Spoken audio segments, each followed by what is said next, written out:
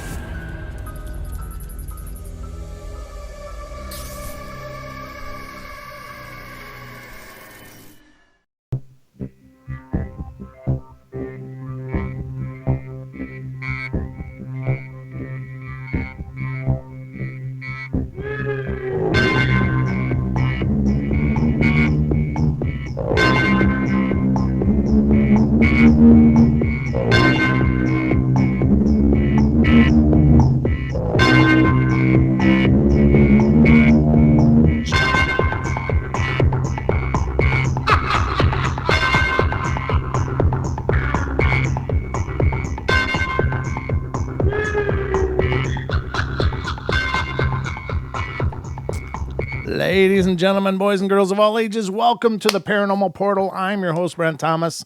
Thank you all for being here and hope you're having a great, grand, wonderful Friday night. Hope everything is good in your worlds, whatever is going on in your worlds. I know there's lots of craziness everywhere, but I think maybe slowly things are starting to normalize, which is always encouraging because I think pretty much all of us miss life as it should be.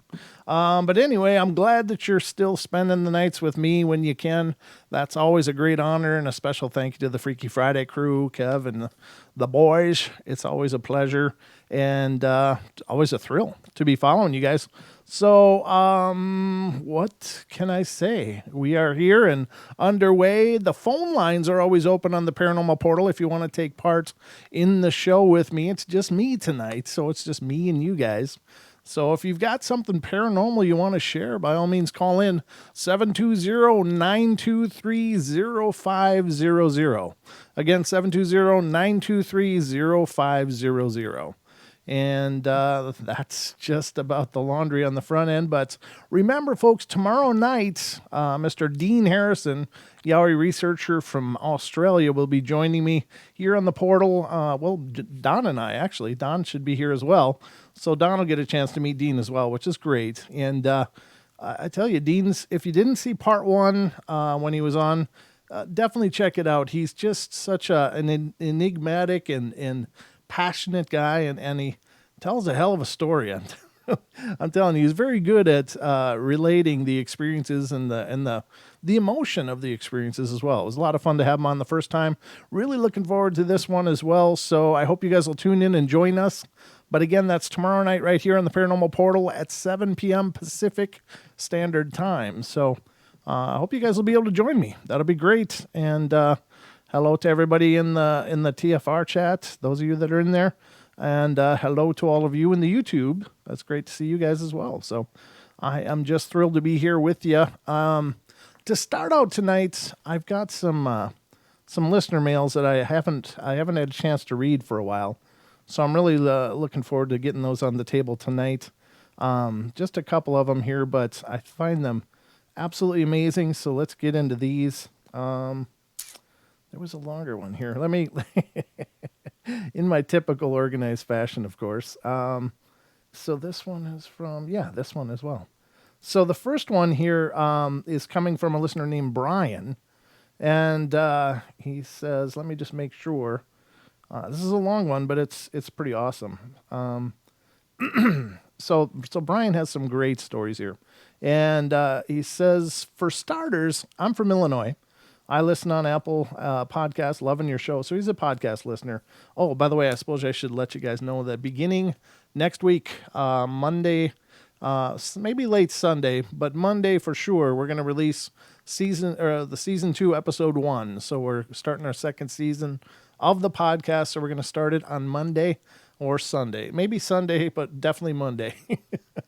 I'm kind of excited to get it out there, so I might not wait until Monday. But one of the two, we're going to release the first episode of our season 2. So I apologize interrupting that email, but I realized I neglected to get into that. So, but anyway, he says he's a podcast listener, and he says, so let's see. He says, I'm a hunter, but I have no Squatch experiences, but I have multiple ghost experiences. To keep this as short as possible, I'll give you my favorite 3. He says, I grew up haunted, born and raised in a haunted house. Therefore, as a child, I did not understand that this was not normal. Our house had 3 spirits: Keith, a dark, evil male, Mary, pregnant woman, and David, a young child. My parents learned this by bringing in a medium, which took a while because both were keeping their experiences secret, and they didn't want the other one to think that they were crazy. And they were told that they were a double homicide-suicide, and Keith was keeping Mary and David prisoners there. Oh, that's horrible. Mary was very playful. She enjoyed guests. Babysitters rarely returned for a second job. Oh, man. David was primarily seen by myself. I didn't understand where he came from, but enjoyed it when he came to play. We live out in the country, so no one else to play with, and Mary was only seen by my mom. And the first time she saw her, she woke up and she was standing at the foot of the bed. And she sat up and yelled, "Get the hell out of my house!" And then she disappeared. Keith was seen by my little brother and my dad. For my brother, he was the monster in the closet that terrorized him every night. My dad got tired of waking up to this, so he walled off the closet so he wouldn't have one. My brother finally got peace, but my father quickly became a believer of the monster in the closet because he moved to my dad's closet. And he told me he didn't know what was worse, laying facing the closet or having to look at this big black mass, or facing it from it and feeling its eyes. One day while alone, my father was scared out of the house by this spirit, with quite an impressive display of power, as it was opening and slamming every door in the house. This was very active, to say the least. I'll skip most of the small stories and get right to the big one. My father was working midnights at the time, leaving myself, my brother, and my mom at home.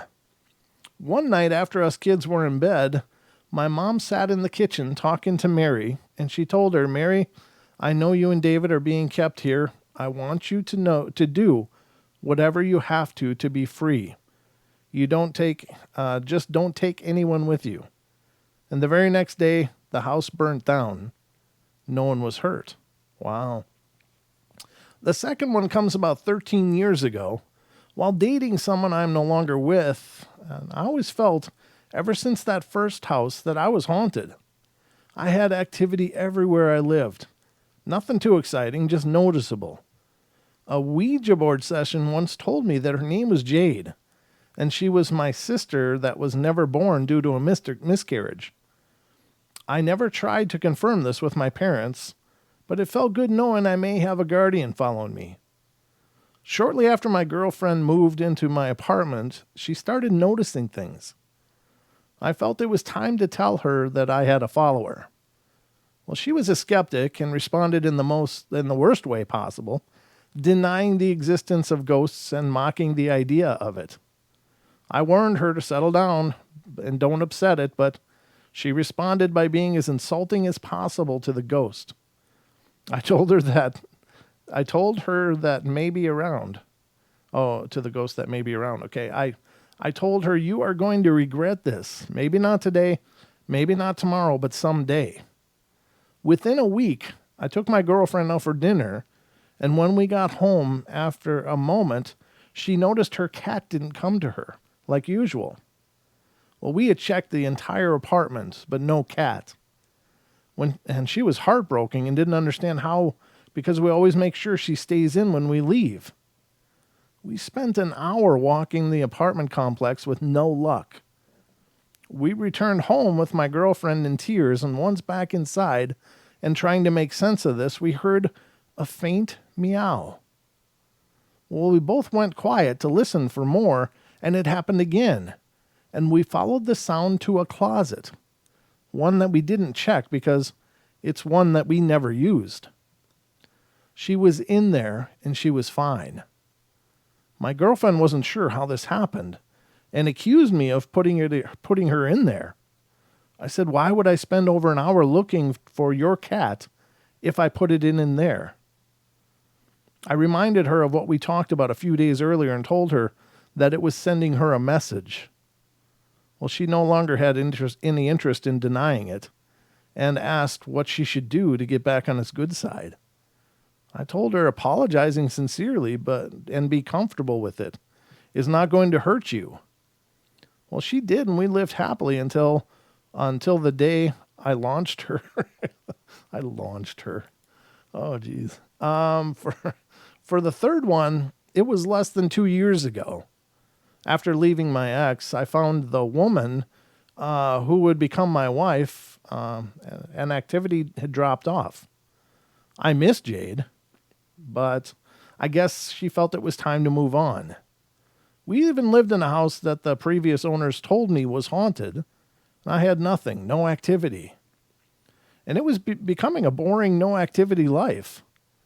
4 years ago, we bought a house in the country that was built before 1900. It had been redone multiple times, but the framework is original. I had hopes that a house of this age may have a chance. A couple of months of investigating, and I determined if it was haunted, it was residual.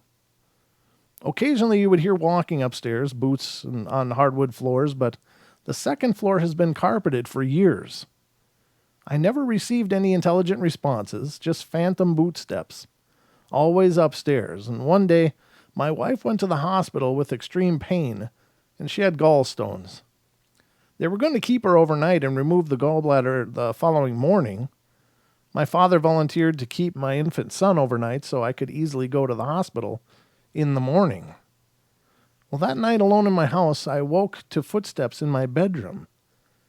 Since they were in my room, I knew I didn't have time to get my gun out of the cabinet, so I sat up in bed and prepared to go hands-on and confront the intruder.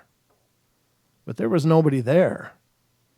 I was able to see because of a small nightlight, and I listened as the steps went across the bedroom to my son's crib, which is empty, and then turn around and walk back out.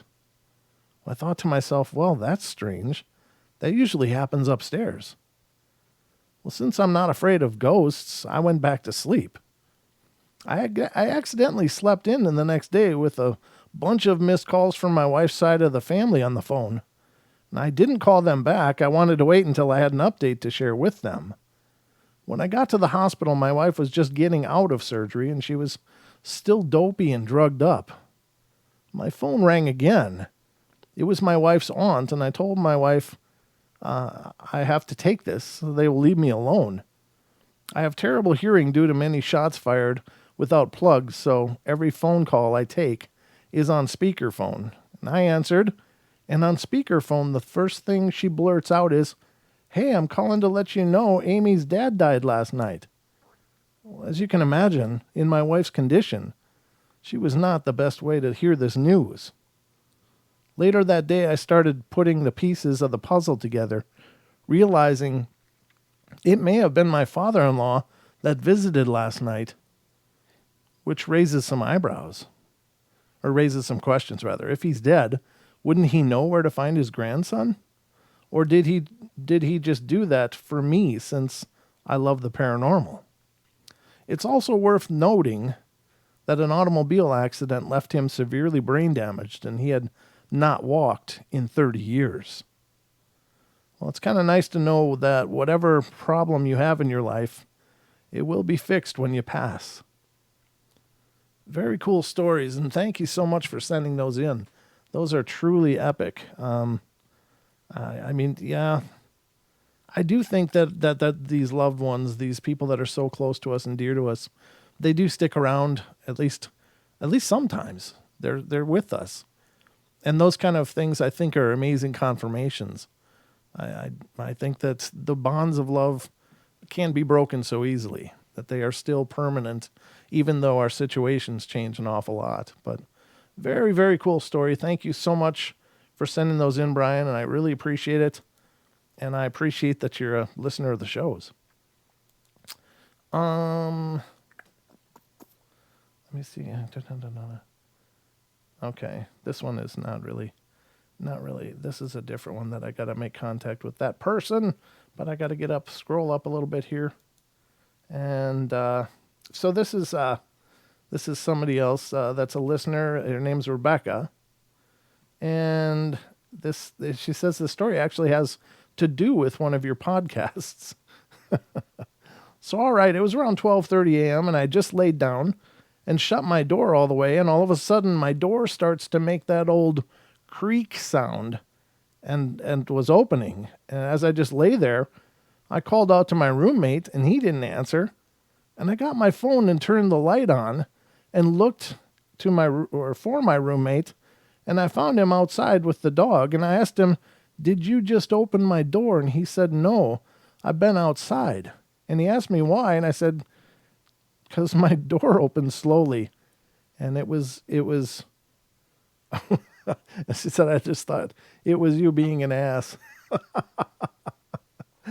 I hear that from time to time, that listeners of the show have had experiences. And I realize people listening to the show already are interested in this, and maybe because they're always having experiences. But I've heard from other listeners who've never had much for experiences, and after listening to the shows or binge listening, they start having experiences. And I find that to be a peculiar anomaly or happening or something.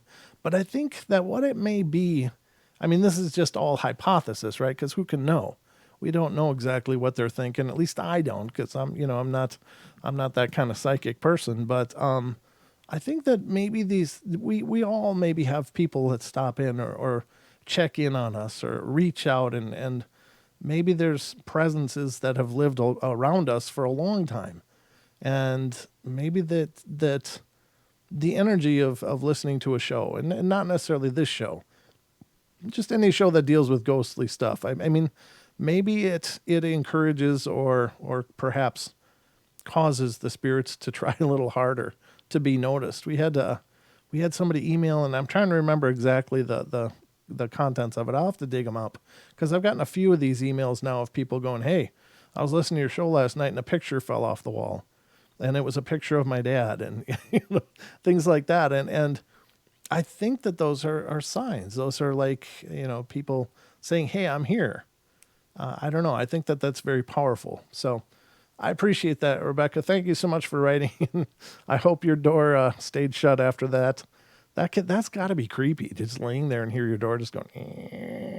Eep. I think that would really disturb pretty much anybody. But it does happen. So I don't know. What do you do? I mean, there's not much you can do, I guess. If the ghosts are going to be there, they're going to be there. I don't know that if they're not being harmful, that there's anything wrong with that. I think that they're just fine. But, sorry, I'm just checking that. Brent always does a good show for you. Oh, thank you. Thank you, Seeds. Appreciate that. Farm's double dipping tonight. He's in all the neighborhoods. He's over there. But good to see you guys. Thank you so much for being here. Thank you for joining in with us. I think that might just be it for the emails. Oh, this one. No, this one. That was something else. Yep. Okay. I got to get a little more organized. Tonight I was very busy doing a myriad of other things as I was also checking out some shows. There was a great show on Hidden Existence tonight. It was Bigfoot related, and I forget the guy's name, but it was a good show. He was a really good guest. It sounds like his experience was incredibly horrible and terrible and terrifying. He had a close experience with Bigfoot, and probably several. I only caught one, but hey, love you too. Thanks. But I gotta, my heart really goes out to people that have had horrible experiences, and especially with something as absolutely daunting and intimidating as a full-grown Sasquatch. I mean, what could you do? I mean, what could you really do if they were right up on you? And, you know, even if you had a gun or didn't have a gun, I mean, if you do it wrong, all you're going to do is really take them off. I'm not sure that there's a lot of rounds that could just drop one of those things with one shot unless it was perfectly placed. But, I mean, he saw, I'm paraphrasing this, but he saw someone he loved being attacked right in front of him and was powerless. And I imagine that that's about as worse an experience as you could hope to have, or hope not to have, as the case would be. Now, I didn't hear the full thing, but what occurred to me is just how incredibly painful that is. Now, I have to give the guy a lot of credit because he's gone on to continue to research and investigate and to look into the phenomena, and you know that's got to be really, really, really hard to do if you've had a horribly negative experience right in front of you like that. But it was a really great show. So if you get a chance, check that out. It's Hidden Existence. That's Daniela's channel. She's a dear friend of the show, and I've been on there as well. And I really have a good time working with Daniela. And I've done shows with her on Bigfoot Odyssey as well several times and had a wonderful time. But Daniela is a great, and I hope you guys will go support her channel as well. She's a really good person and a dear friend of mine. So, and ours. I mean, all of us here on the Paranormal Portal. So, excuse me while I take a drink. That lovely sound of plastic bottles. So anyway, those are the emails. Thank you again. If you have an email story of your very own that you'd like to submit to the show, I'd love to get them. Just simply email them to paranormalportalradio@gmail.com. All one word, paranormalportalradio, and then @gmail.com, of course. But those stories are just amazing to me because they are your experiences. They're not filtered through 4 or 5 people or whatever. They are what you've seen, what you've experienced. And I find them absolutely fascinating. So the person in the last one, they were talking about residual hauntings. And it can be really tough. It can be really tricky to try to figure out if a haunting is intelligent or residual. And if it is residual, if you've come to the conclusion that it is, and just to break this down quickly for those of you who may not know, residual haunting is just basically an event that replays over and over and over and over, and it doesn't seem to have any bearing on any person that's there physically. It just is like a recording replaying over and over, much like watching a DVD movie and playing one scene over and over. Every time you play the scene, you're going to be experiencing the same thing from that scene. It doesn't change. And so there's a belief that that our world can record events, and they don't always have to be horribly tragic or traumatic. It can be just a time of great stress that somebody's experienced, or even great joy, I suppose, could leave an imprint. But it seems to be the more tragic things that leave the residual imprints. And of course, pacing feet are a big one. As you heard in that story, the pacing on the wood floors when it's even carpeted. I've heard of stories of booted footsteps up in attics that don't have a floor in them. They maybe had at one time, but the floors had long since been removed, and there's insulation everywhere up there, so there wouldn't be a pathway that the ghost could do that. So those are generally residual, or it can be apparitions, it can be other things, but generally if it's an apparition, it's the same path over and over, like a white lady comes down the stairs and then turns around and goes back up, or goes from down the stairs and into the basement, and that's the last we see. And there's no acknowledgement or any kind of interaction at all with the people that are there. It's just an event that plays. Whereas an intelligent haunting would be, I was going to grab my glass and take a drink and it slid across the table. That's a very intelligent response because you were actively going to grab something and something else moved it out of the way. So it's interacting with you. But it can be tricky to figure it out. I guess about the only way you can know is just through a matter of time. So you're going to have to tolerate those kind of incidences for a while because they just happen. And if they're the same instance over and over and over, then I think you can probably at least be pretty confident that it's a residual haunting. I do think that there are intelligent hauntings that mimic residual hauntings, though. I do think there are. But they would be, sometimes there's been stories of like Civil War soldiers that seem to hold vigil over a place. And maybe that place was a command center during some battles or whatever, that a home was commandeered and used by the military. And so there may be a soldier that walks the hallways and seems to see the people around them, but they continue on their duties. I don't know. It's very different, but I think that, if it's an intelligent haunting, if it's, really powerful and stuff, you might have to do something to get rid of it. But in a lot of cases, I think we really are living around several of these beings or these intelligences all the time. It's just that for the most part, they're either dismissive of us or maybe they're not even aware of us in some cases. Like they just may not even be aware of our presence. And then there's the concept that we may be the ghosts to them. And then it becomes more of a time anomaly. But anyway, I'm kind of rambling a little bit, but these are just curiosities that occur to me. When we come back, we're going to hit the hot sheets and look through there. And again, the phone lines will be open through the duration of the show.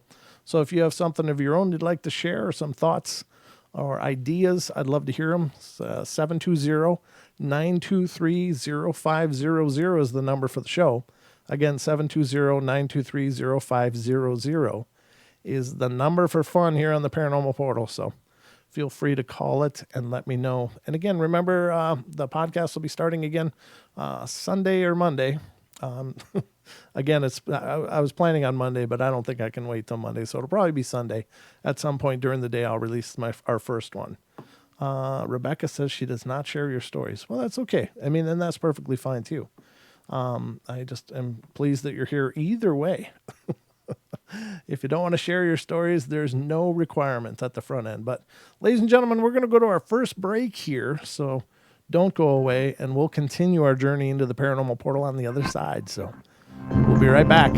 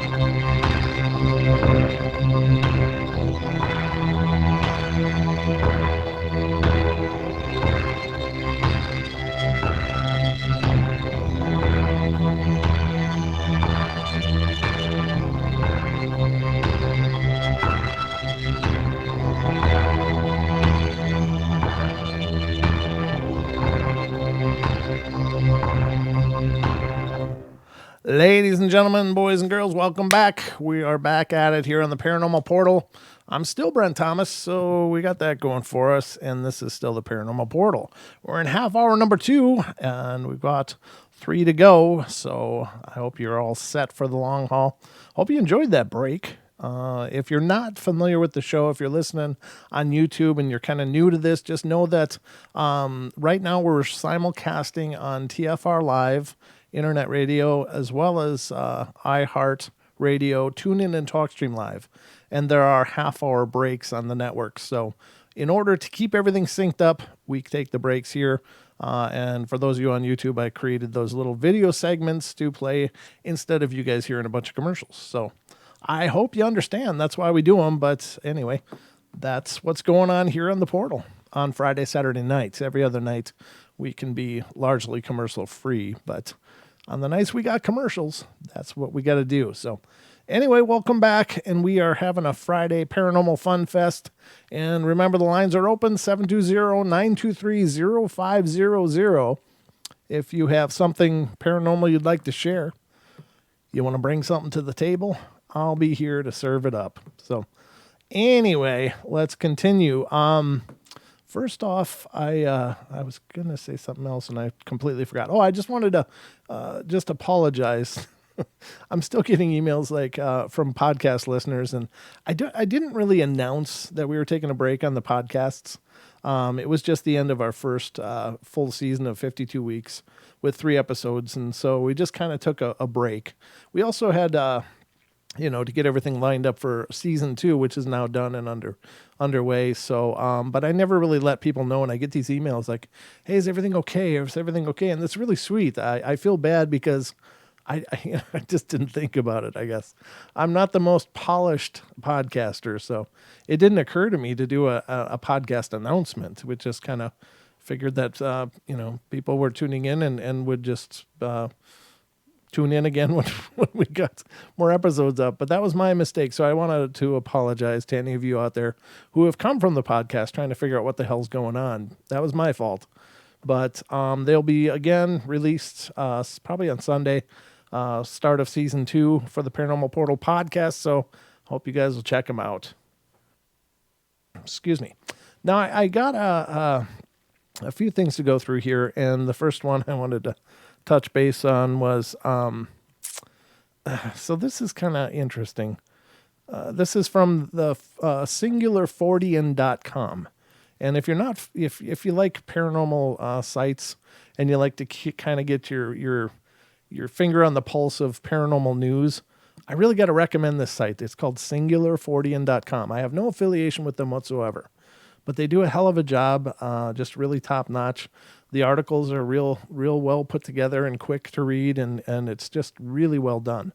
But I oftentimes stop in here to see what they're talking about because, I mean, they really are fantastic. It's run by the Waylands, W-A-Y-L or E-Y, A-Y or E-Y, L-A-N-D-S, but fantastic. Or it's A-Y, W-A-Y-L-A-N-D-E, or not E. Sorry, I was going to cough at the same time.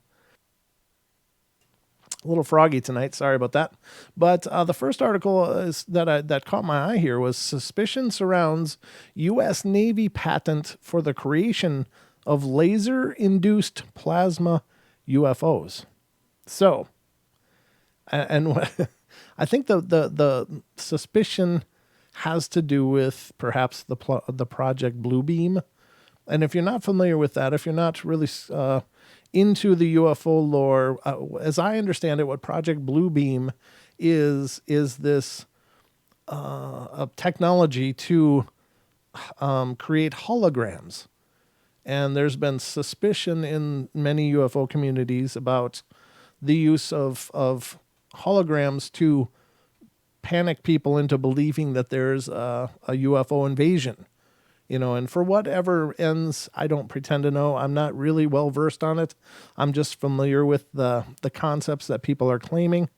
But let's just look through this, because I find it very interesting that there is a patent for this out there to create laser-induced plasma UFOs. And it says, the U.S. Navy patent published February of 2020 has some wondering if perhaps it might be related to the recently released reports of UFOs seen by military pilots. The patent is for the creation of laser-induced plasma, a method where a laser beam is configured to generate a laser-induced plasma filament, LIPF, and that the LIPF acts as a decoy to detract a homing missile or other threat from a specific target. In essence, the system would create a phantom aircraft capable of distracting missiles fired at military fighter jets. According to the patent, one potential embodiment, a laser system would be mounted on the back of an air vehicle such that the beam can be rastered using optics and mirrors to generate a large ghost image in space. Since the laser-induced plasma emission spectra covers a wide electromagnetic spectrum from infrared to visible VIS to ultraviolet region, and it is possible to generate multiple wavelengths just by tuning the laser parameters, one could assume that the device would be capable of creating a UFO that is visible not only to the sensors of an IR homing missile, but also to the naked eye. In light of the patent's publication, speculation in the UFO community has turned to whether or not such a system could have been responsible for the unidentified flying objects present in the 3 videos recently officially released by the Department of Defense. According to a report acquired by journalist George Knapp in early 2019, the objects perform maneuvers unlike any with which the military pilots were familiar, including descending from approximately 60,000 feet down to approximately 50 feet in a matter of seconds. The objects would then hover or stay stationary on the radar for a short time and depart at high velocities and turn rates. The method this patent describes allows for an ultra-fast response time due to the fact that the effect is generated by the laser beam interaction with air. The time required to produce LIPF is less than a millionth of a second. This could theoretically explain the maneuvers witnessed by the pilots. That, combined with the Pentagon's attempts to confuse and obfuscate the UFO narrative, especially prevalent since 2017, when the existence of their secretive program to study UFOs was revealed to the general public, has some wondering if the reason for their deception was to cover up this new technology. Well, that's really interesting. However, this line of reasoning is not without flaws. The device is not proven to exist outside of its patent, or, for instance, but even if it does, many questions whether or not the U.S. government would test such a device on their own personnel with no warning. Well, that's a good point. But I think they would, especially if it was a really secretive, top secret kind of program. Why not test it against your own pilots? I mean, that's going to be a great indicator of whether this is a viable hallucination or hologram. That makes perfect sense to me. I mean, if you tell people you're testing something, then it's not really an organic test at all, is it? So I think it makes perfect sense, actually. Many questions. Well, I already read that. Let's see. However, the device is, at least in this recently published patent, is required to be mounted to a vehicle in order to be used, something that should have been detected during the sightings. The other most immediately obvious issue is one of timing. The first of 3 videos in question was recorded in 2004, while the remaining 2 were recorded between 2014 and 15. And all these cases having occurred well before the patent's application filing date of August 6, 2018. So while the patent certainly introduces a number of interesting questions regarding the capabilities of current military technology, it does not conclusively show that the device described within or anything similar was responsible for any recent UFO sightings. But the curious thing is that before they would patent something, wouldn't they want to have a proof of concept?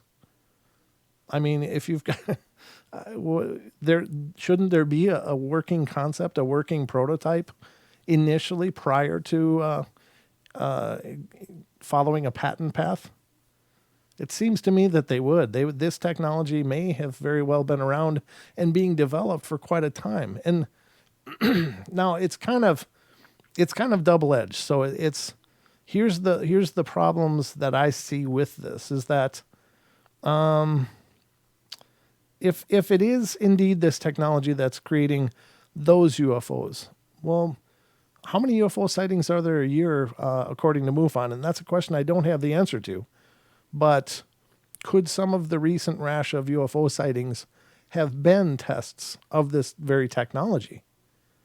Could that at least be plausible for some of them? And I think it could be. This kind of technology, I don't know why UFOs and why not actual craft. Well, if it can make a UFO, it could make an actual craft. I mean, they could make an image of a jet plane appear somewhere else that maybe the homing devices would find more of an attractive target based on proximity or whatever. But, it makes you wonder. I guess they would choose UFOs because that way they can just, well, those are just the people, the crazy people. Well, I'm one of those crazy people because I've seen one for sure, and I've seen several others that I think are legitimate. But this is very curious. Now, the other side of it is that it kind of sucks because I was really encouraged by this information coming out, which is an acknowledgement, a validation of sorts of the potential for there to be an acknowledgement of UFOs being here, utilizing technologies we don't understand. Now, I have to wonder why suddenly these disclosures. That's the part that I don't understand. But I don't know. I guess if it comes out that they say, well, you know what, we had to file this patent before we could officially acknowledge what these were, but this is what they were, or maybe they don't want to. Maybe they will never officially acknowledge this having been utilized because they don't want. I don't know. Do they want to give the other countries in the world the little sneak peek of what this technology looks like, so that maybe it won't be as effective against these missiles, because these other countries may then tune their missiles to ignore other such targets. I don't know. That's curious. You guys will have to let me know your thoughts about that. I think that's pretty intense. And in fact, someone's calling to give us their thoughts, I hope. Or thoughts anyway. This is area code 845. You're on the air. Hey, Brent. It's Carlton. How's it going? Hey, Farm. Good, buddy. How you doing? Good, man. Good. Another day, another dollar. You know how it goes? I do. I got about 50 cents out of the day today, so that's all right. Oh, yeah, it goes down every day. That's the only problem. So what's on your mind tonight, brother? Well, you're talking about all this laser technology, and I forget where I read it, but I was reading into some deep state related stuff, and I came across holographic projection and that sort of stuff. So, I think this kind of ties into it. Uh-huh. Yeah, it's interesting. Interesting stuff to think about. Are you familiar with Project Bluebeam? Yeah, I discussed that a little bit during my talking now. The whole idea of holographic images. Yeah. I'm trying to think where I was reading about this, but I was reading up on lasers and laser technologies and images and holographics, and apparently all that sort of stuff is possible. And there's been some discussion about being able to do that from satellites, and we have a tremendous amount of satellites in the sky now. I don't know if you've ever looked at a satellite tracking software program, but it is wild how many birds are actually up there.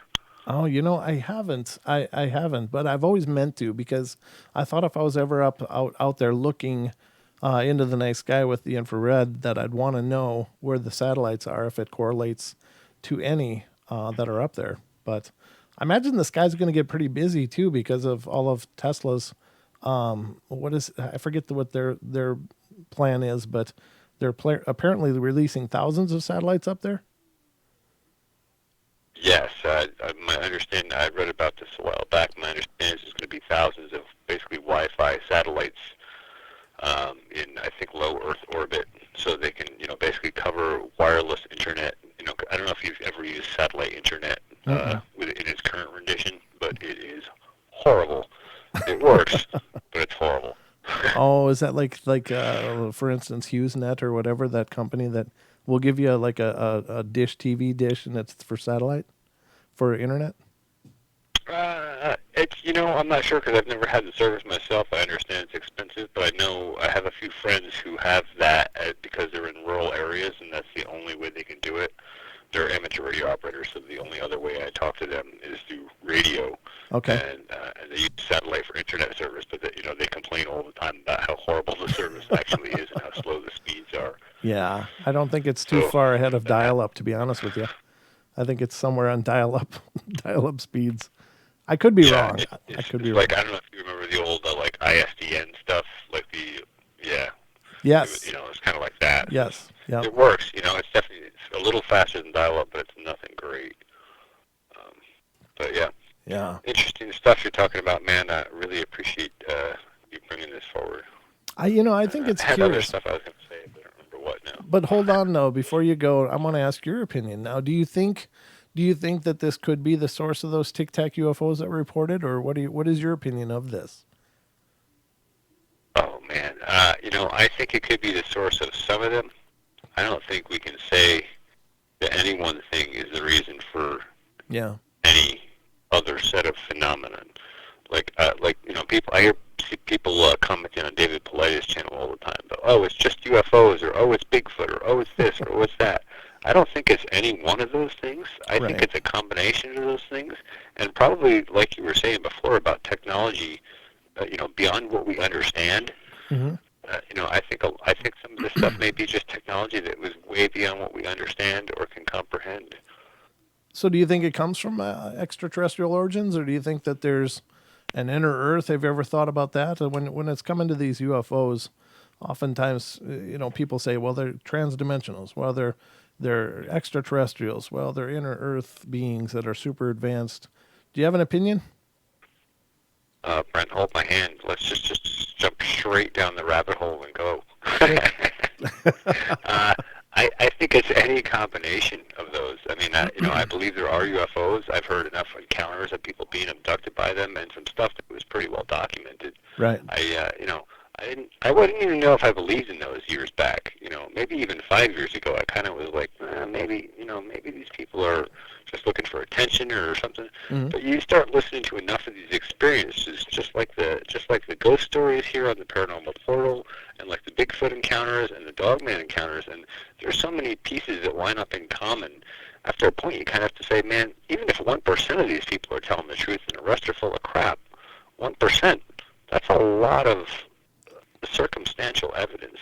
Yeah, that's what I've always said on the show. If 1% of these people are being honest, if only 1%, I think it's a higher number than that, obviously, but it still is demonstrating a phenomenal amount of things that are happening that we don't know how to quantify, and I think that's exciting and disturbing, and all the above. I agree. I mean, if you think about the technology perspective of this, just take something simple like a deer looking at a flashlight at night, mm-hmm. and how they kind of freeze in the light and they don't know what it is and they can't identify it. And you think about how we, if we're looking into a flashlight, a bright light at night, how disorienting that is for us. Yeah. When you consider what a simple technology that is, if you had some crazy advanced technology, you could do stuff that would just make people think all sorts of craziness is going on, and maybe it's just a projection. Who knows?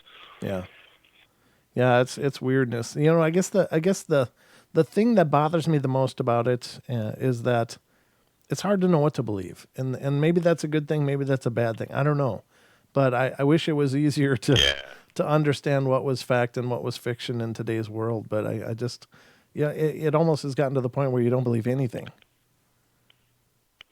Yeah, I know. You don't believe anything, or you have to believe everything, or then there's that, like you say, that it's hard to discern what's what Yeah. in the whole world of paranormal things. Are you familiar with Montauk, the Montauk Project out on Long Island? Yeah, a little bit. Yeah, I'm familiar with the term and a little bit about a lot of the weird research that was going on there. Okay, well, I went down that rabbit hole for maybe a month, really hard and deep, and man, wow. If any of that is true, they were doing some wild experimentation there. Mm-hmm. And from the more I study, like RF energies and radio frequency energies in combination together, the more I tend to think that some of that stuff might actually be possible, and that is a really scary thought. Yeah. Oh, absolutely, absolutely. But I find this acknowledgement or this patent as being pretty crazy. That there is something like this out there, brother. Yeah, I couldn't agree more, Brent. And thanks for sharing that. That's an awesome piece of the puzzle here as we continue on the Paranormal Portal journey. That was pretty pro there, buddy. I like that. Well, thank you. Well, And thanks. thanks for doing the show, Brent. You've been really awesome. Being faithful and coming here every night and putting your time and energy in. So I thanks for appreciate helping that. us explore and discover. All right, brother. Thank you for calling in. It's great to hear from you. Sounds good, Brent. Cheers. Cheers. See ya. We had another caller there for a second, but they hung up. But I guess we're only minutes away from the hour break. That's how quickly the time goes here. Wow. Trying to clear my throat. Ugh, got a stubborn throat. Hey, Ra Castaldo is in the chat room on TFR. Good to see you, brother. You're gonna have to come back on sometime soon too. We got to talk because Ra's been on the show a few times and we've had great discussions. He's an incredibly adept and knowledgeable person and a real pleasure to talk to. So just get a hold of me, Ra. We'll make it happen. We can make it happen. We can do anything we want. You're not the boss of me. So anyway, we're just a few minutes away from the hour break, ladies and gentlemen, but there's more that I want to get into when we come back after the hour. I want to talk about some different monster attacks. Some of these are cryptids you'll know, and some of them you might not know. But we're going to talk about those on the other side and see what you guys think about those kind of things. It never ceases to amaze me how many things are potentially out there. And I think, again, as Carlton and I were discussing, there's a call from the United Kingdom that just was there for a second and hung up. All right, I was going to get them on the air, but we do have to go to the break. So if you're calling from across the pond, wait till on the other side. I don't want to leave you hanging on hold for any period of time. So I'm going to keep an eye on that if someone from the UK is trying to call us here. But also bear in mind, ladies and gentlemen, next Thursday night, we got the Irish Bigfoot research. Next Thursday day, I'm going to be doing a special show next week, in the around noon Pacific time, or just before. I'm going to be doing a show here on the Paranormal Portal on YouTube with the Irish Bigfoot Research Organization, and they're going to be on the show talking. We're going to be talking about something really cool coming up. So keep your eyes on that if you want to tune in with me. It'll be early on Thursday. It'll be an unusual show. I'm not sure if I'm going to do a show past.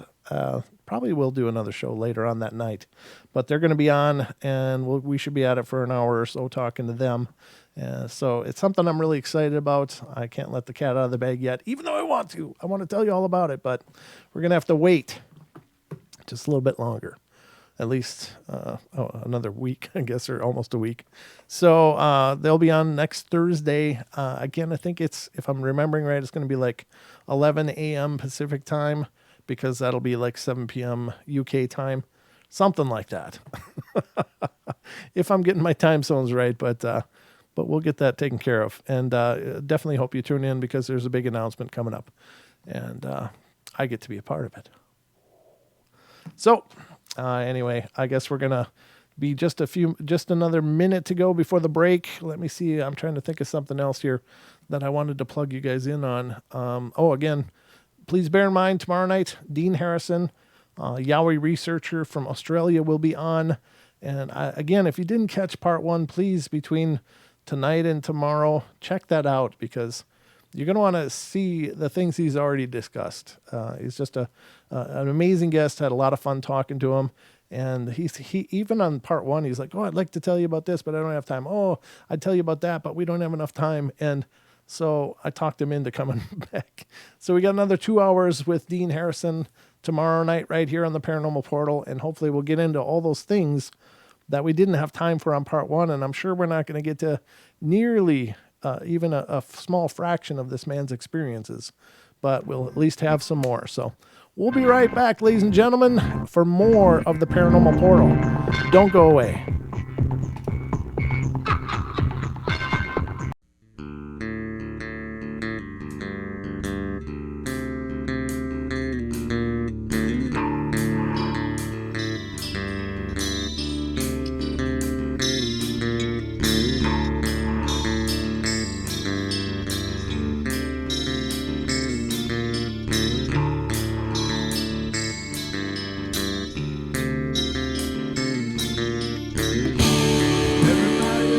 Play their games.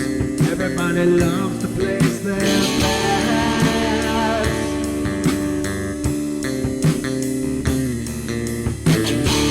They don't understand the price I paid.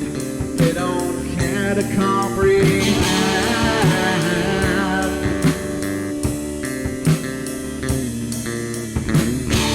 Trace their lines upon my body, dripping scars across my heart.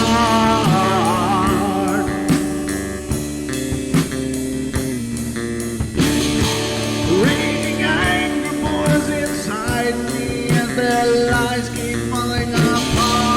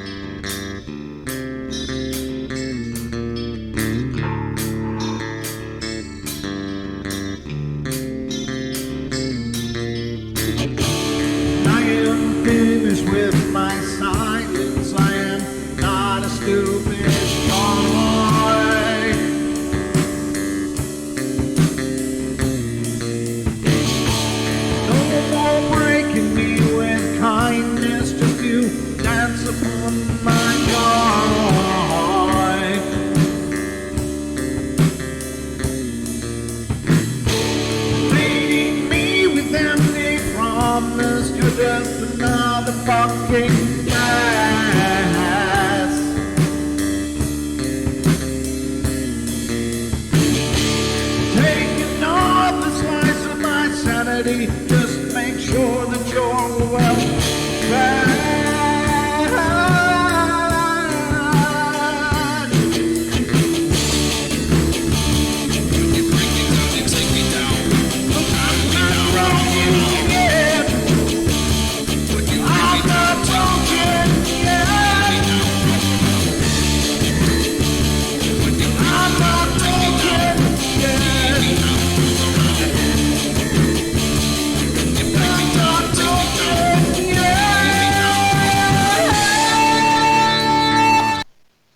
This looks extraordinarily bad. They linger in a perpetual dream state, a nightmare from which they cannot wake.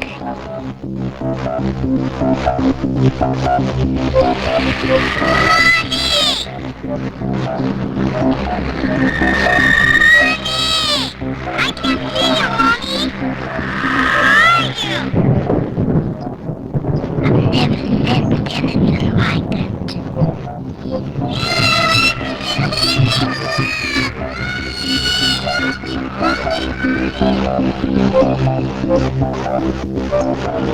Caroline is not like those she's with.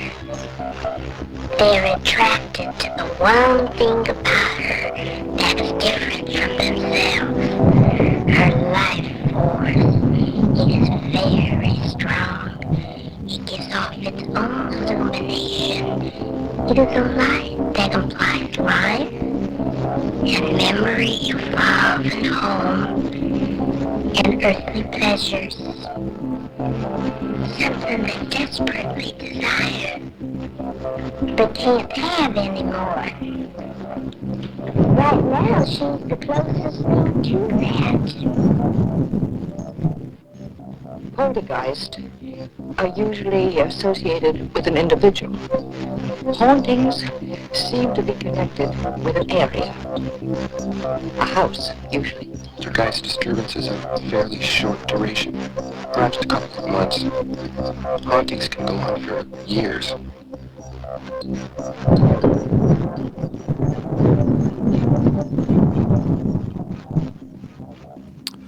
And welcome back, ladies and gentlemen. Hour number 2 is now upon us here on the Paranormal Portal. So we've managed to make it through one full hour of fun, and we got one to go. So it goes fast, as you can see. It doesn't take long for that clock to tick away. I think it's a time anomaly here in the portal. I'm pretty sure, but you can all be the judge, I guess. I'm just saying. Don't you love that saying? I'm just saying. It cracks me up because people use it to be like, no, I'm not being a dick. Really, I'm just saying. I don't know. Some things amuse me, probably more than they should. But anyway, let's get to some monster attacks. These are some stories, kind of brief stories, but there are different monsters that are experienced across the nation here in America. And I'm sure elsewhere they have their versions of many of these.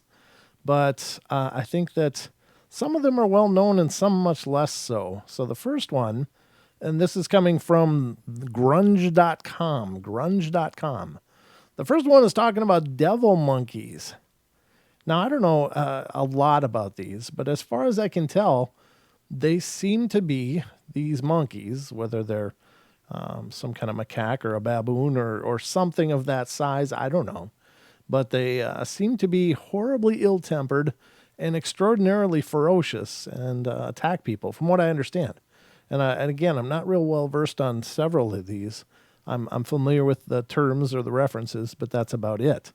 But let's see what it says. It says, Virginia probably isn't the first place you'd expect to find a pack of killer primates, but according to some witnesses, the state is crawling with murderous monkeys. Locals call these creatures devil monkeys, as they resemble gigantic baboons, albeit with long canine snouts. The devil monkeys come equipped with long tails and kangaroo-like back legs, allowing them to jump insane distances. And while they're usually about 4 feet tall, they can reach heights of up to 6 feet if they stand on their back legs. With their red eyes, sharp claws, and ultra-aggressive attitudes, it should come as no surprise that devil monkeys don't get along with their human neighbors. According to a woman named Pauline Boyd, her parents were driving near, it's gray font on a white background, so it's lovely, Saltville, Virginia, when they were suddenly attacked by a powerful creature. The Boyd couple described the monster as having light taffy-colored hair with a white blaze down its neck and underbelly. And the creature was running on 2 back legs, and as the Boyds frantically tried to drive away, the devil monkey slashed at their vehicle, leaving 3 massive scratch marks on the side of their car. A few days later, the devil monkey returned. 2 nurses were driving around that same area near Saltville when the monster pounced on their car and tore off their convertible roof. Well, as you can imagine, the nurses were terrified, but they managed to escape with their lives. Since then, the devil monkeys have been seen multiple times throughout the years, hopping across roads and then vanishing into the trees. That's horrible.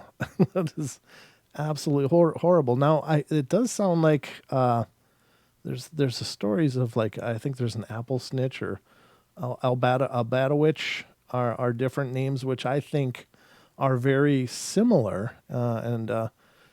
Duke, you'll have to let me know your thoughts on that, as I know you've looked into these before, but I think that they're very similar as far as the size and descriptions of what these things are. But, I don't know. Are they some kind of offshoot of the Bigfoot or some other primates like that, or are they a completely unique thing? I don't think that they're just immature squatches. I don't think, or even immature dogmen. I think that they're their own thing. But incredibly creepy. Attacking a car is just terrifying. Duke's underpants gnomes. Hey, you guys. No, it's not underpants gnomes.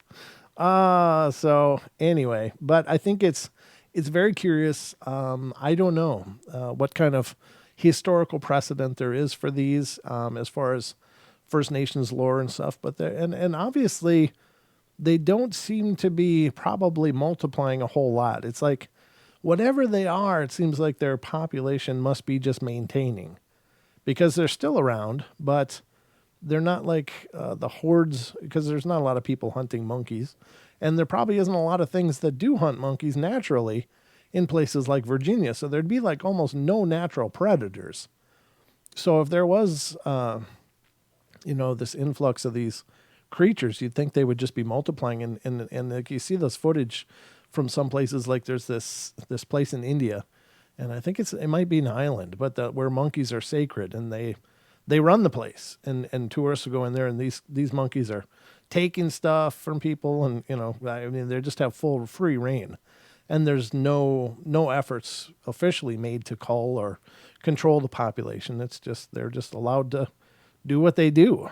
But I'm just kind of curious about things like this, because where do they live? Where do they go? How do they handle things like winters? And I'm not real familiar with Virginia, but I think they have some kind of a winter. But then again, there are snow monkeys in Japan, so it's not like that primates can't exist in more cooler climates. They certainly can and do and seem to thrive. But I don't know what they are. That's pretty crazy. Lindsay, I think it's Robin Moonshadow. Yeah. But Lindsay's saying she loves listening to Robin Moonshadow. But yeah, very cool. I think these are interesting. Glad they aren't like rabbits, Pharmacy says. Could you imagine? Oh my God, there'd be hordes of these things. They would be a terrifying menace. So that's the devil monkeys, if you've never heard of them. But I think they're another one that you don't want to meet. They seem to be extraordinarily aggressive. To attack a car is no small thing, I think most animals, especially feral wild ones, generally avoid the sounds of cars. They go away from them. They don't go towards them. But whatever these things are either extraordinarily territorial, or they felt that they were being attacked somehow, which means that they can't be real familiar with human presences, which is another oddity. I don't know what it means, ladies and gentlemen, but it's very strange. I just know that if I lived in Virginia, be careful if you go hiking. That's terrifying, absolutely terrifying. So the next one, this one is kind of interesting, and for those of us who love our Bigfoot, this one's kind of an interesting one. It's called the snake-throwing Bigfoot. You heard it right, the snake-throwing Bigfoot. So if they weren't big enough and terrifying enough all on their own, they might be packing snakes. That's a sobering thought. It says, while some people regard Bigfoot as a huggable Wookiee, it actually says that, Duke, just for the record. Others claim this North American ape has one bad attitude, and if you get too close to this surly Sasquatch, it might start throwing stuff in your direction. In May 2015, a woman in Jones Creek, Texas, was driving down a country road when she saw something in the street. At first, she thought maybe it was a fallen tree, but as she got closer, she realized this was no hunk of wood. The mysterious object suddenly stood up, revealing itself as a Bigfoot, and that's when the cryptid reared back and threw a snake at the woman's car, rather. While she didn't get a photo of the creature, the woman did put the snake in her freezer as evidence, not to mention as a twisted kind of souvenir. Of course, this isn't the only time a Lone Star Sasquatch has decided to practice its pitching skills. In March 2015, a team of Bigfoot hunters set out into the Sam Houston National Forest, and while they didn't see anything, the researchers reported they were attacked by an angry Bigfoot. Evidently, the hidden creature threw a giant log at their heads, but fortunately, a nearby tree trunk took the brunt of the blow. My God, when they say log, what do you mean? Like seriously, like a log, or is it just a piece of wood? That's horrible. Well, I guess anytime something that big's throwing something at you, that's horrible. But it says it gets even stranger, when you learn that one of these cryptozoologists, Bob Garrett, claims he's encountered angry big feet before. It says big feet. I'm not making that up. During a 2014 expedition, Garrett claims he and his son were pinned in their truck by a whole family of hairy monsters. The creatures hurled sticks and dirt clods, C-L-O-D-S, clods, I guess. Okay, at the pickup before jumping up and down in frustration. When the Bigfoot family got about 30 feet away from the truck, Garrett decided it was time to head back to civilization. Yeah, that's horrible. That would be plenty sketchy. I wouldn't like that very much at all. Now, this one's different, and I don't know what to make of this one, because obviously, of all the places you'd think to see some kind of cryptid. Oh, Duke knows Bob Garrett. Are you familiar with that tale, Duke, of his story? If you want, call in. Tell us about it. But the setting for this one is kind of unusual, and it's the Washington, D.C. demon cat. I think it might be in Congress, though. See what I did there? Yep, ladies and gentlemen, the paranormal and humor are totally free right here on the Paranormal Portal. Washington, D.C. is full of goblins and ghouls. Most of these creatures are called politicians. Oh, that's cute. They did the same thing. But there's one nasty beast prowling around Congress. Hey, that's my joke. That doesn't care about winning votes. It only wants to scare victims with its glowing eyes and razor-sharp claws. Locals call this creature the demon cat, or DC for short. Sightings of the demon cat date to about the 1800s. According to one newspaper, the phantom feline once appeared in 1862. Terrifying a group of security guards. When the men opened fire, the specter disappeared, leaving the guards shocked and speechless. The demon reappeared in January 1898. As a watchman was patrolling the halls, he spotted a small black cat heading his way. But what is small? I mean, is it a kitty cat? But with each step, the kitten grew larger and larger. Oh, okay. Some accounts say that it grew as large as a tiger, while others claim it was the size of an elephant. Either way, the cat was massive, and the guard was so petrified that he couldn't move. Just feet away, the demon cat opened its fangs and let out a roar and pounced at its victim, but before it could tear the watchman apart, the creature just disappeared. That's sketchy. It says the cat reappeared several times over the years, most frequently in the basement underneath the Senate, close to the storage room that holds the Lincoln catalog. Freakier still, it's said the demon cat often appears right before disaster strikes. The monster allegedly popped up before Lincoln was shot, before the stock market crashed in 1929, and before Kennedy was assassinated. Unfortunately, the demon cat hasn't shown up in recent years, but people are always on lookout for the supernatural panther. There's no telling when it or some national disaster might strike again. Yeah, that's horrible. We do have a call, so let's get to this and find out who's calling. Area code 507, you're on the air. Hello?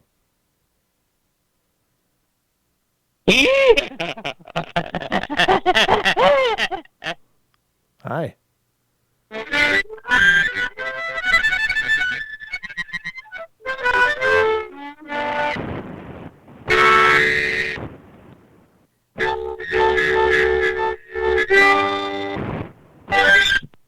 Okay, well, thanks for calling. That's wonderful. Nice harmonica play there. That was beautiful.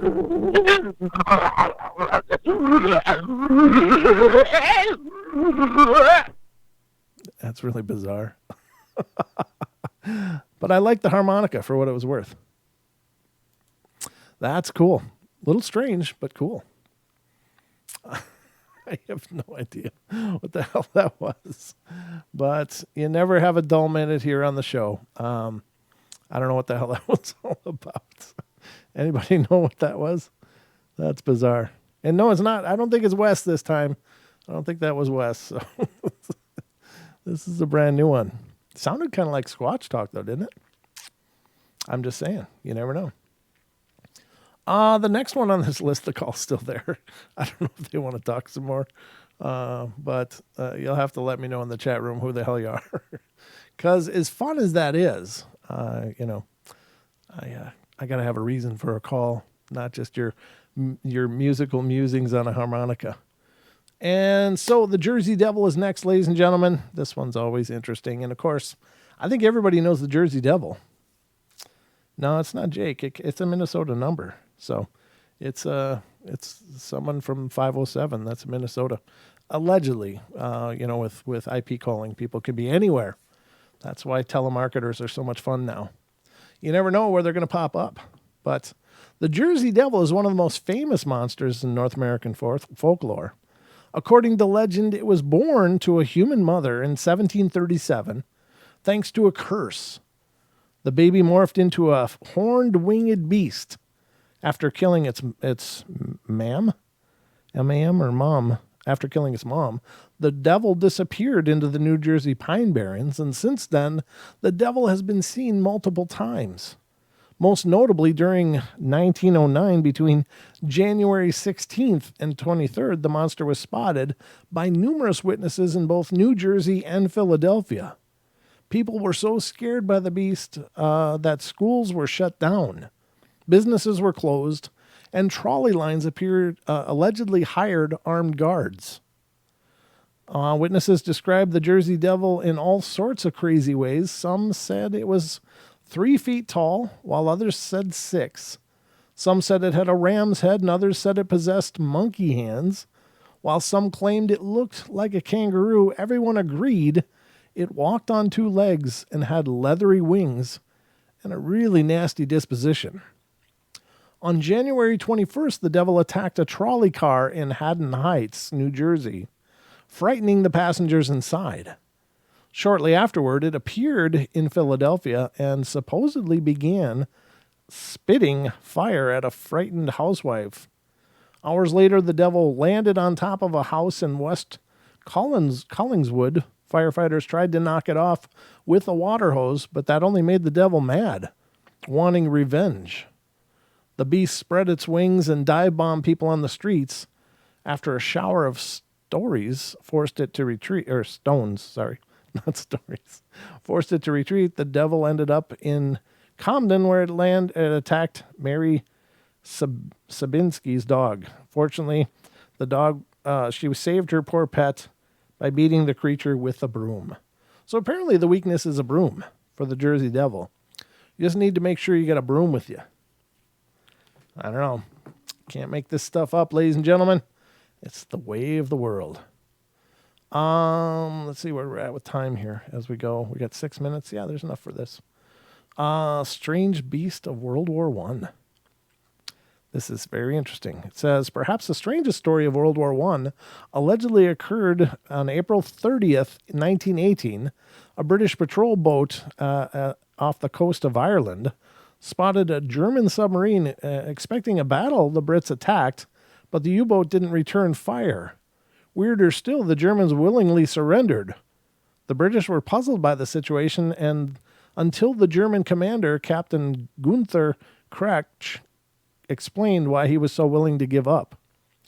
According to the tale, Kretsch surfaced so the sub could recharge its batteries, but as the Germans floated atop the water, a massive sea monster crawled upon the side of the ship, and Kretsch said the creature had gigantic eyes, devilish horns, and an impressive set of knife-like teeth. The strange beast then attacked the forward mount gun, latching on with its mouth in an attempt to rip the ship apart. Horrified, the Germans began firing, but the creature was dead set on having a U-boat for dinner. As it gnawed away, the monster began twisting the submarine upside down. Moments away from sinking beneath the waves, the sailors unloaded their guns and finally forcing the horned beast to retreat into the sea. Unfortunately, the submarine was too damaged to dive, but before the nightmare could return, the British arrived. Of course, not everybody believes the story. A skeptic has pointed out the British commander made no mention of a sea monster in his official reports. Yeah, it's probably not a big thing to put on official reports, I'm betting. But there's also no physical evidence because the Brits allegedly sent the ship to the bottom of the sea, but believers hope that one day someone will recover the U-boat and prove that hungry monsters really are lurking in the ocean depths. Yikes. Here's the next one is called, what was that? What, the phone call? Yeah, I don't know. Was that what you're talking about, Duke? That was very strange. Very strange, whatever it was. I don't know. I don't try to understand all the minds that might be out there listening. I just do the show as best I can. So this is the Enfield Horror. Greg Garrett was an average kid from Enfield, Illinois, but on April 25th, 1973, he was attacked by a not-so-average monster. Garrett described the creature as having 3 legs, red eyes, and slimy gray skin, and even worse, it hated Greg's shoes. It hated them. The monster started stomping at Greg's feet, tearing up the boy's sneakers with its claws. Well, Greg took off screaming, seeking refuge inside of his home, but the reign of the Enfield Horror was far from over. About 30 minutes later, Henry McDaniel and his children heard something scratching at their house. Hoping it was just a dog, McDaniel opened his door to find a nearly 5-foot-tall thing with saucer-shaped eyes and arms growing out of its chest, and McDaniel freaked, grabbed his pistol, and blasted the creature several times to no effect. It just hissed like a wildcat and leapt into the woods. Police officer later found dog-like footprints in McDaniel's yard, but each track had 6 toe pads, and also looked like this thing was walking around on 3 feet. The media quickly picked up the story, and soon monster hunters were reporting beastly encounters. Both a local radio news director and famed cryptozoologist Lauren Coleman claimed to have heard its eerie cry. Then suddenly the creature just vanished, and things in Enfield quieted down once again. But if you explore the history of the region, you'll find that in the 1940s, a similar creature plagued the nearby town of Mount Vernon. Was it the same monster? Will it return again? And if it does, will it do more than just stomp on shoes? That's very strange. I don't know, ladies and gentlemen. That's very odd. We are about at the 2-minute warning. Yeah, that phone call is very weird. I have to listen back to that. But it almost sounds like the Sierra sounds were being used in there, doesn't it? Some of Ron Moorhead's recordings, along with some of the harmonica. Very interesting. I don't know. It did sound like the Sierra sounds, though, didn't it? Or is it just me? Did that sound like the Sierra sounds? I don't know. It did to me. But you guys will have to let me know. There's always a lag, of course, between what I say and when it actually appears on your guys' computers. But very strange. Tick, tick, tick. Absolutely. Let's look at the clock, make sure I'm not stepping over here. We're down to about a minute here.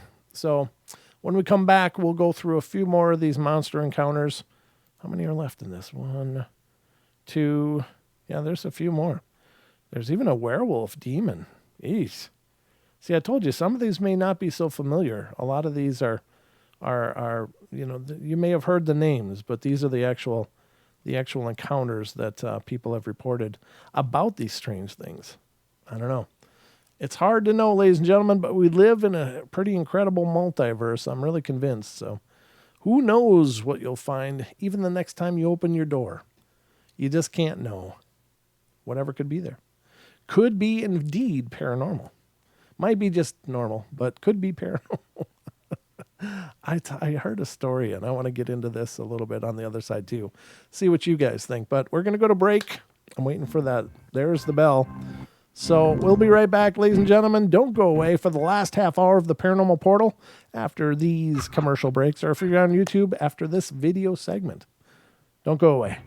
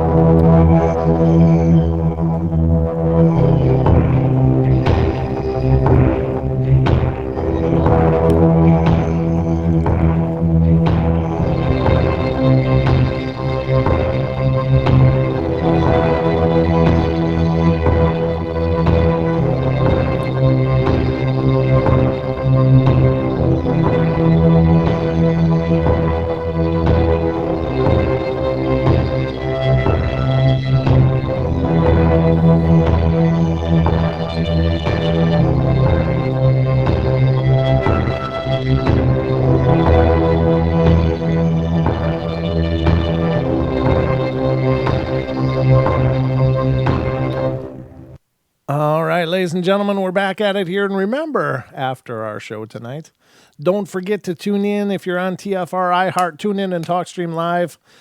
Paisley Wild is coming up next. The Spaces Between. And after that, make sure to tune in to Mr. Duke. Our very own Duke Sullivan will be on the TFR lineup with his World Bigfoot Radio Show, which is coming up after the Spaces Between. And I think he's going through the Glegg saga. So it's definitely going to be something you guys will want to tune in for. He started it last week, and it'll be continuing. It's just an amazing story of our dear friend Kevin Lang, who recently passed away tragically. We're very saddened by that, of course, but we're just glad that his story remains, his experience remains, and it's truly a treasure. And so definitely tune in and check that out. And of course, if you tune into World Bigfoot Radio, head over to tfrlive.com/chat, and you can register a username and password and hang out with Duke and get the inside scoop. There's a lot of things that happen during any of his shows that don't make the recording, but he sits and brings you up on all the other information that is peripheral to the show you're listening to. So it's a great opportunity to kick back and hang with the host himself. So I hope you guys will check that out. Again, that's World Bigfoot Radio on TFR following the Spaces Between. So lots of goodness coming up here on Friday night on TFR Live. So you don't want to miss it. And make sure you visit ialife.com. It's truly the most incredible natural CBD oil out there. That's not only is it a CBD oil, but it's also infused with the spirit of the ayahuasca vine. The bee cappy, the healer part of the plant, is a part of the blend, and it's just an incredible blend. Great product, and I don't think you'll find a better CBD product out there. But again, it's ialife.com. So there's lots of opportunities for health. I think health is important, especially now you're looking around at what's going on in the world and how health is such a big part of our modern days, and the need for good health. And certainly CBD oil is largely regarded as a miracle tincture by many. I'm not, making any specific claims, but I'm just telling you, it's something to look into if you're looking at bettering your life and getting in better health. So let's continue our journey here on the Paranormal Portal. We are going through a series of monster, and by monster, it's not always just cryptids. It's other things, other creatures, which may very well be considered cryptid, but cryptid is, of course, a term that's used to define creatures that are regarded in the field of cryptozoology, which is animals that are not proven scientifically to exist. Now, before you scoff at things like, the idea of cryptids being out there, let me remind you that the panda was a cryptid for a long time, as was the mountain gorilla, as was many other species of animals that have been reported over the face of the earth. And in the case of pandas, it took about 60 years of expeditions to find these creatures. Now, the interesting thing is that the people that were chasing them figured these must be some of the most intelligent creatures out there. They must be smarter than hell, because they'd seen pelts, they'd seen bones of these things that were sold in villages around the area where the panda exists. But nobody had ever gotten a picture of one, and nobody had ever captured a specimen of one to be studied. And so after about 60 years of expeditions to find this incredibly intelligent, wily animal that was black and white in a green forest life, they could not find it. And when they found it, they found out, of course, that pandas were about as smart as a bag of hammers and had managed to just live their lives with the absence of people. And once they were, there was nobody that believed there was a bear that would subsist on plants. They didn't think it was possible. They didn't think that there was such a creature. It was all just a bunch of silliness. But pandas were once a cryptid that are now obviously a very real animal in our catalog of natural fauna of our planet. So don't dismiss cryptids so much just because they remain unproven today. And if you look into the oceans, for instance, we've only really thoroughly explored about 5% of the world's oceans. There's a lot out there we don't know, and continue to have a lot to learn. And I don't think that that's just the oceans. I think that there's even in our forests around us all the time. We just generally we stick to the sidewalks. We stick to the beaten paths. So how many things could exist out there that we just aren't real aware of? The sightings happen. People are seeing something, ladies and gentlemen. They're seeing something out there. They're experiencing something they don't understand, and these people can't all be wrong. So I'm just saying, at the very least, keep an open mind, because we're still very much in our very early stages of understanding the world we live in. Just my 2 cents, but you get it for free here on the portal, because that's how I roll. So the next one we're going to talk about, and I'm going to do my best to pronounce this. It's the Aracariguama incident. Aracariguama. And I'm probably beating the hell out of that pronunciation, and I do apologize in advance for that. But there's only so many shapes my palate can make, and I haven't figured out the shape that one needs. So that's what you get, is my real bastardization of that pronunciation. So anyways, it's a little Brazilian town, but you could hardly call it quiet. Villagers have reported all sorts of strange sightings, including werewolves. Oof. But without a doubt, the most troubling incident occurred March 4th, 1946, when J-A-A-A? Or is that J-O-A-A? I don't know how the hell to pronounce that name, but it looks J with some letters behind it. He's decided to spend the day fishing in the Taiti River. Oh, thank you, Ryan. I appreciate that, brother. Dropping some love. Preach the cryptid gospel, brother. I appreciate that, Ryan. Thanks a bunch, man. That means the world. So he's fishing, but he had gone, let's see, where was I? Decided to spend the day fishing in the Taiti River. Phil's family had gone to a nearby carnival, so when the fisherman returned home, he was all alone. Or so he thought. Suddenly, a bright beam of light entered through the window, and Phil felt like his skin was on fire, and he couldn't move his hands.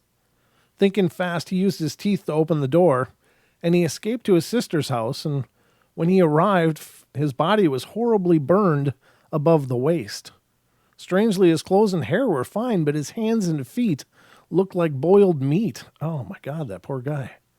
Adding to the mystery, he claimed he'd been attacked by something otherworldly. Soon, he was transported to a nearby hospital. According to an orderly, the flesh began falling off his bones.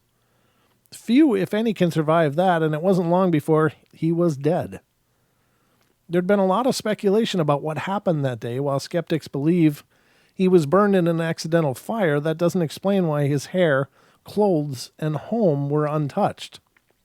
Some claim he was attacked by a malicious extraterrestrials, while others surmise he was accidentally burned by the propulsion system of an alien ship. Some villagers think he was attacked by fireball-like ghosts that haunt the region, while others believe he was savaged by a what the hell is that word? They're in yellow on a white background, so it's really freaking hard to read this. A boyatato, B-O-I-T-A-T-O, a sentient orb with a long history of chasing people in the area.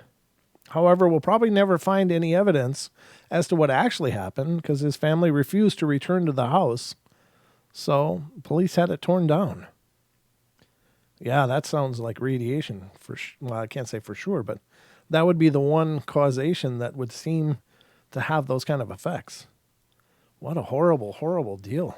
That poor guy. I imagine he couldn't use his arms because they were probably being cooked. They're probably like being microwaved or something. Jesus Louise. Ugh, that poor guy. What a way to go. All right, so the next one is, this is called the Kelly Hopkinsville Encounter.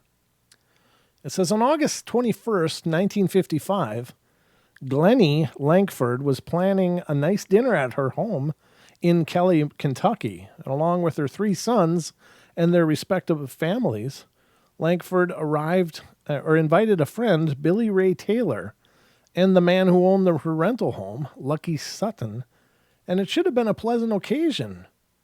But then the aliens showed up. Things started getting crazy when Taylor saw a bright light in the sky.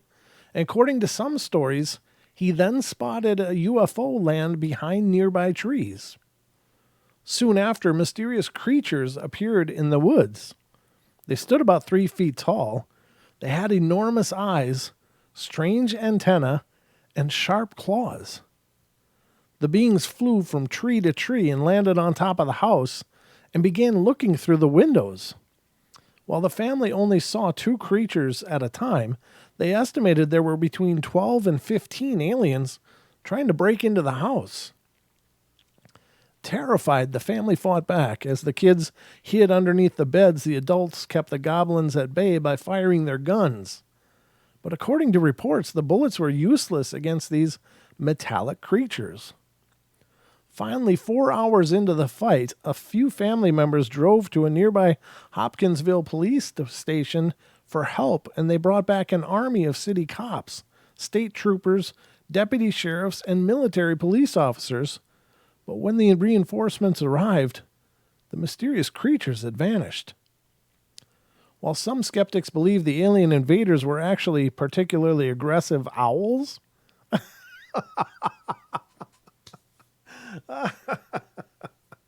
that's incredible. Let me read this, and I see we got a call on hold here, so just hold on. The Langford family certainly didn't think so, and shortly after the encounter, Glennie Langford and her clan packed their bags and fled their home, never to return. Let's get to our call here and see what the hell is going on. Hey, it's area code 406. You're on the air. Hey, everybody, it's Duke here. And, I was just listening to that, just racking my brain going, where in the taxonomy are these Kevlar owls listed? Because, regular owls aren't very bulletproof, and people in the backwoods can shoot pretty accurately. Very aggressive owls, Duke. That was the best explanation they had. Extremely aggressive and bulletproof owls. Ooh, yeah, I'm buying that one. Yeah. I just wanted to chime in on one of the things you were talking about earlier. You mentioned Bob Garrett, and I used to be a admin on his paranormal group over there on Facebook. Okay. And the incident you were referencing, I believe Wes was actually involved in. If I remember right, that's when he was down there visiting Bob, and they were out in the big thicket there, and one of them actually threw a log at him, and it shattered on a tree next to him, and that was like a log, not a stick or a branch, or it was a log. Oh, so, yeah. Oh, that's creepy. Wow. Yeah, and I'm pretty sure it was Wes that was actually there at the time. It could have been one of the eyewitnesses, actually. So, man, that's intense. I don't know what you do in those kind of situations. Well, if I remember the story correctly, after the log was thrown, Wes was like, "Oh, there's one right over there. Let's go after him." And Bob looked at him and went, "Wes, these aren't your toys to be played with. Oh, let's not go over there." Wow, that would be sketchy, and that'd be terrifying, dude. I couldn't imagine seeing a log flying through the air. Ugh. Well, when they start lobbing logs at you, they're pretty serious about it. You guys are annoying me. Go away. That's not usually playful behavior. Yeah, that's not just pebbles. That's a whole different game right then. Mm-mm. Yeah, no, then they're getting serious. The next one will be they'll actually hit you with a log. Yeah. So it's really time to leave at the point where the logs start flying. It's amazing to think of those acts of strength, and I think one of the most that really still sticks out in my mind was a story that I covered a long time ago, and it was these guys were camping. I think it was up in Alaska, but they had gone up this river, and they found a campsite, and they basically pitched their tents next to the river, and they had heard stuff in the woods, but then I guess these huge boulders, like 200-pound boulders, were flying across the river and like landing on the tents. And I was like, my God, what kind of strength does that take?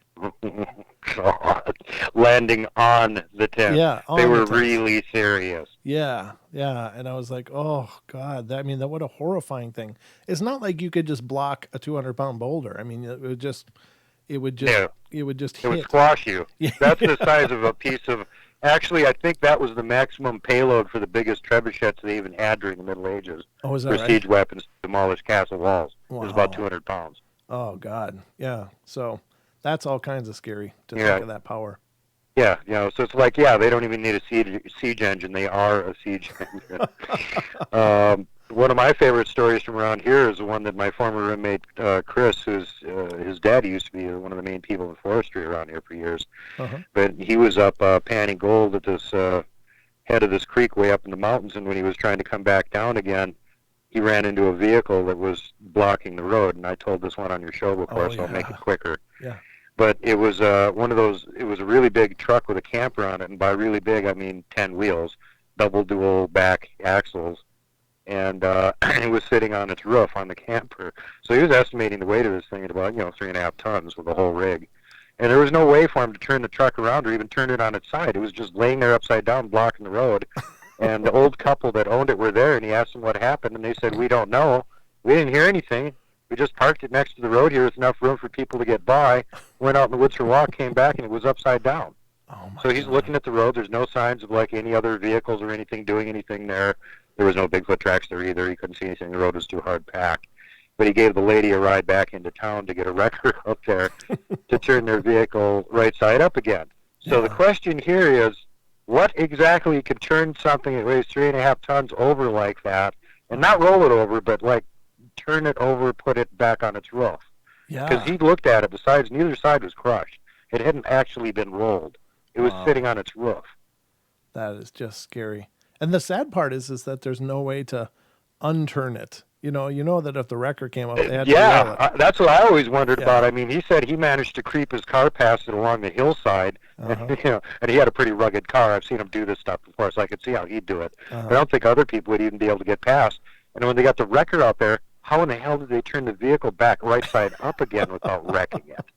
Yeah, I'm sure they must have folded it up on the way back, because, I mean, they would have to roll it. And this poor couple, they were on vacation from like Washington State or something, and we're just traveling through the area with their big coach. Let's go on our dream vacation, and our truck's upside down. What the heck? Oh my God! Yeah, that's feel terrible for them. Oh, no kidding. Yeah, what a terrifying encounter for sure. That's insane, brother. That's all kinds of insane. So you're doing the I mean, they're lucky that they didn't get to see what did it. Probably. Let's just put it that way. Yeah, I agree with you. I think that's something that you don't want to see. And it's obviously just wanted to send a message. It's kind of a really intelligent thing to do, really, when you think of it. It's, it wasn't just whooping and hollering. Creepily enough, that was right over on the other side of the Sapphire Mountains, and that's the range we usually do all of our Bigfoot research in, where, we're fairly certain there's probably a mountain giant, at least one living up there. Oh, dear God. So could have been him, too. So now you're covering the another episode of the Glag Saga tonight? Yes, indeedy, because some of those episodes ran so long that in radio terms, in order to make an hour-long show, actually it's like one episode is 2 episodes. Oh, sure. So it's the second part of Glag Saga number 1. Okay. Is actually going to be the episode tonight. And I'm going to run through, since I'm redoing all of them for my regular show and having to redo the sound, I'm going to reissue all of them also as TFR radio. So you guys for weeks now can be enjoying the entire Glag Saga in glorious new sound quality. Excellent. On TFR Live. Yeah, and that'll be... Before you get it on my show. Oh, very cool. Very cool. That's awesome. And what a great job, man. That's just brilliant. Very cool. Well, people are loving it. Kevin had a lot of followers and fans and everything, and I think at the time that we originally recorded it, I just had bad tech, and he had bad tech, and I didn't have the know-how to do it properly, and I'm just glad we got it recorded. So now I can go back and try and, clean it up and get rid of the nasty artifacts in the sound and make it all pretty, and so everybody can understand everything he's saying. Good.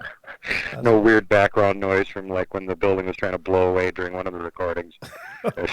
He was literally out by his garage talking to me, and I'm like, "We better cut it off now. Call back later." And I go, "What's it looking like out there?" And he goes, "Ooh, the trees are sideways. I mean, like the tops are leaning over stuff." I'm like, "Go get the house." That's awesome. He's so determined. I mean, that guy, nothing could stop. Yeah, he's like, "Oh no, we can get this recorded." I'm like, "No, there's a tornado coming. Go get in the house." God rest his soul. What a brilliant man.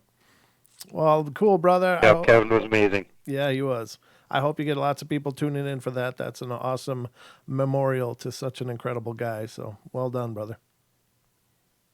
Well, he deserves it, Brent, and even if I didn't get along with him that well, I'd still feel really compelled to do it because from my viewpoint, this is like the single most amazing Bigfoot story ever. Yeah. And it's true.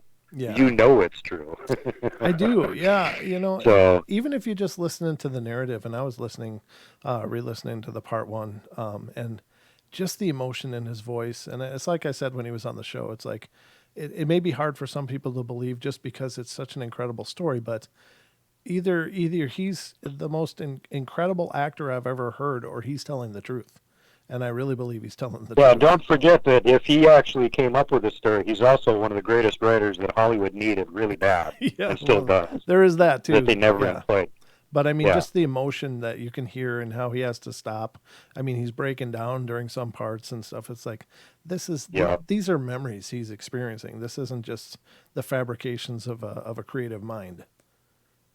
No. And the other thing is, just for more purposes of vetting how true his story is, a lot of people may not know this, but on his own channel, he was doing a live Glag chat every weekend for a year. Yes. And anybody that wanted to could get on the live chat and feed him questions, and he'd answer them. And you got a 5 years long encounter with the Bigfoot, and anybody feeding you random questions, how long do you think it would take for him to fail miserably if it was fake? Yeah. Well, there's that. Yeah, for sure. Yeah, but and he never did. Everything was completely consistent. He was remembering details that I did the interview with him and did the whole thing, and I was forgetting stuff, and he would remember it. Yeah, yeah. So there's like no way this was real. Yeah, I mean, it's just an incredible story. If you haven't heard it, ladies and gentlemen, definitely tune in tonight to World Bigfoot Radio on TFR Live. Again, go to tfrlive.com/chat, get a username and password, hang out with the Duke himself, and get the inside story as well as the amazing encounter of Kevin and his experiences with Glag.